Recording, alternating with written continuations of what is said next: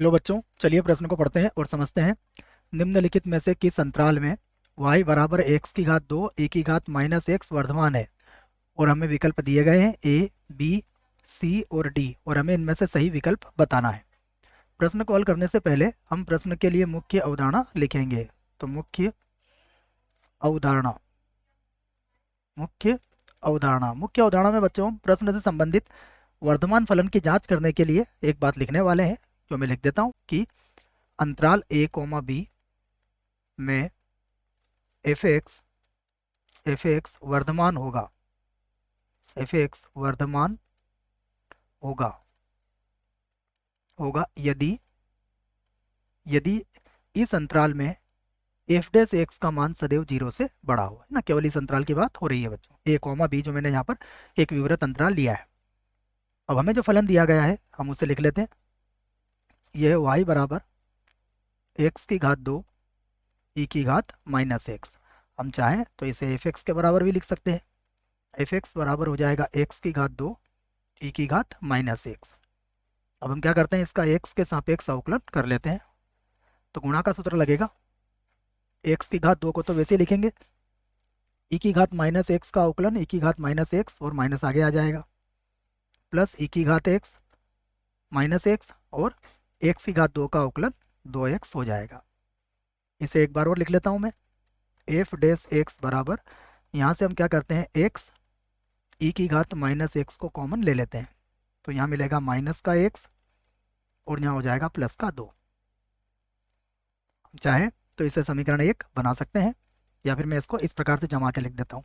यहाँ से लिख देता हूँ मैं, f डैश एक्स बराबर है x e की घात माइनस एक्स, और ये हो जाएगा, देखिए 2 माइनस एक्स लिख लीजिए इसको, 2 माइनस एक्स लिख लेंगे इसको इस प्रकार से। इसको पहले मैं यहाँ से हटा देता हूँ और अब लिख लेंगे इसको 2 माइनस एक्स। ठीक है, इसे हम समीकरण 1 बना लेते हैं। अब सबसे पहले क्रांतिक बिंदु के लिए, क्रांतिक बिंदु के लिए बिंदु के लिए क्रांतिक बिंदु के लिए हमें क्या करना पड़ता है, f डैश एक्स की तुलना 0 से करना पड़ती है बच्चों। मैं यहाँ लिख देता हूँ, क्रांतिक बिंदु के लिए f डैश एक्स किसके बराबर होगा, 0 के बराबर। इसका अर्थ हुआ x e की घात माइनस एक्स और 2 माइनस एक्स, ये सभी किसके बराबर हो जाएंगे, 0 के बराबर हो जाएंगे। अब हमें पता है e की घात माइनस एक्स कभी भी 0 के बराबर नहीं हो सकता है, तो इसको तो 0 के बटे में ले जाके आप 0 कर सकते हो। उसके बाद दो गुणनखंड बचेंगे, दोनों की तुलना 0 से कर सकते हो आप। तो एक बार तो आपको x बराबर 0 मिलेगा और दूसरा x का मान कितना मिलेगा, यहाँ पर 2 मिलेगा। जो संख्या रेखा को जो संख्या है ना, वास्तविक संख्या रेखा की बात हो रही है बच्चों, संख्या रेखा को अंतरालों, देखो अंतराल या कितने अंतरालों में विभाजित करेगी, ये मैं आपको यहाँ से समझा देता हूँ। ये हमारे पास मान लीजिए वास्तविक संख्या रेखा हो गई, माइनस अनंत, प्लस अनंत, ये हो गया 0, ये हो गया 2। तो जो वास्तविक संख्या रेखा को तीन अंतरालों तीन अंतराल कौन कौन से होंगे, पहला अंतराल होगा माइनस अनंत कॉमा 0, दूसरा अंतराल होगा 0,2 तथा तीसरा अंतराल होगा 2, अनंत में विभाजित करते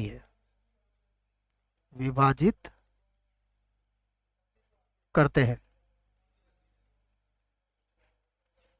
ठीक है, तो यहाँ से हमें ऊपर चाहो तो बच्चों, मैं इसको एक बार और लिख देता हूँ। यहाँ पर देखो, ये से मिलेगा x बराबर 0 या x बराबर 2। ठीक है ना, अगर अच्छी और बात समझ में नहीं आई हो तो मैंने एक बार और लिख दिया है इसको, यहाँ से तब समझ में आ जाएगा आपको। यहाँ पे चाहो तो आप लिख सकते हो अतः। ठीक है, अब हम क्या करेंगे, देखिए यहाँ पर अंतरालों की बात करेंगे। तो सबसे पहले मैं यहाँ लिखूंगा अंतराल, यहाँ लिख दिया मैंने अंतराल। यहाँ पर f डैश एक्स का चिन्ह, यहाँ पर इसका चिन्ह लिख लेंगे, और उसके बाद यहाँ पर आ जाएगा f(x) या f की प्रकृति, एफ की प्रकृति।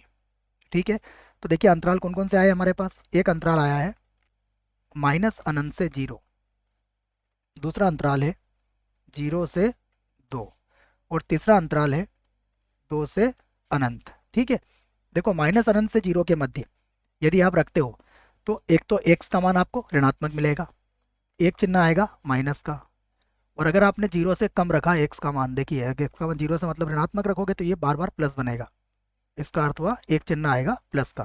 तो हमें यहाँ पर चिन्ह क्या मिलेगा इसका, इसका चिन्ह इस प्रकार मिला है कि ये 0 से कम ही मिलने वाला है। 0 से 2 के बीच में रखिए, 0 से 2 के बीच में ये तो धनात्मक रहेगा x, तो ये धनात्मक होना ही है, और 2 माइनस एक्स ये भी क्या मिलेगा आपको, धनात्मक मिलेगा। तो पहला भी धनात्मक, दूसरा भी धनात्मक, अर्थात ये 0 से बड़ा मिलेगा। अब 2 से अधिक रखिए, 2 से अधिक रखोगे तो पहला चिन्ह तो प्लस का मिलेगा, दूसरा चिन्ह आपको माइनस का मिलेगा जो 0 से कम होगा। इसका मतलब ये तो हो गया हासमान,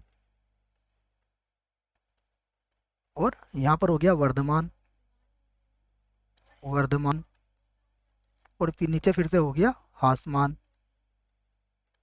हासमान। तो अब हमें पता लग चुका है कि वर्धमान के लिए हमारा अंतराल कौन सा आया, 0,2, तो ये हमारा उत्तर होगा 0,2। चलते हैं विकल्प की तरफ, तो ये भी गलत, ये भी गलत, ये भी गलत, 0,2 ये हमारा इस प्रश्न के लिए सही उत्तर होगा। आशा करता हूँ बच्चों प्रश्न का उत्तर समझ में आया होगा। धन्यवाद।